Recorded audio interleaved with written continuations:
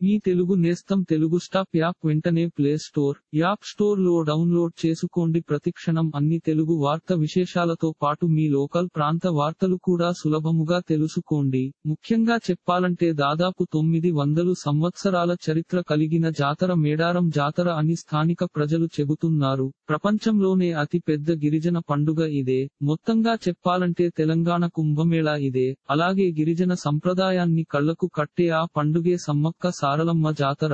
ఇంకా చెప్పాలంటే మేడారంలో జరిగే ఈ మహా జాతర ఫిబ్రవరి 20వ తేదీన అంటే ఈ రోజు మొదలైంది. ముఖ్యంగా చెప్పాలంటే తెలంగాణలోని ములుగు జిల్లా కేంద్రం నుంచి 44 కిలోమీటర్ల దూరంలో తాడ్వాయి మండలంలో జరిగే ఈ కుంభ మేళాకు భక్తజనం తరలి వచ్చారు. ఇప్పటికే సమ్మక్క సారలమ్మ దీక్ష తీసుకున్న భక్తులు మేడారానికి చేరుకున్నారు. ఈ ప్రాంగణమంతా భక్త కోలాహలం నెలకొంది. అటు పెళ్లి కొడుకు పగిడిద్దరాజును సమీప బర్లగుట్టపై నుంచి సోమవారం ఉదయం దేవాలయానికి తరలించారు. ముఖ్యంగా చెప్పాలంటే పగిడిద్ద రాజు ఆభరణాలను శుద్ధి చేసి పూజలు చేశారు. అక్కడి నుంచి తొట్టి వాగు వద్ద ఉన్న గద్దెల వద్దకు పగిడిద్ద రాజును తీసుకెళ్లి గద్దెలపై నిలిపి సాయంత్రం ప్రత్యేక పూజలు చేశారు. ఆ తర్వాత పగిడిద్ద రాజు పడగలతో, డోలీల చప్పుళ్లతో కాలి నడకన మేడారానికి బయలుదేరారు. అలాగే ఫిబ్రవరి 21వ తేదీన సారలమ్మ, గోవిందరాజుల రాకతో మొదలుకానున్న జాతర ఈ నెల 24వ తేదీన వన ప్రవేశంతో ముగిసిపోతుంది.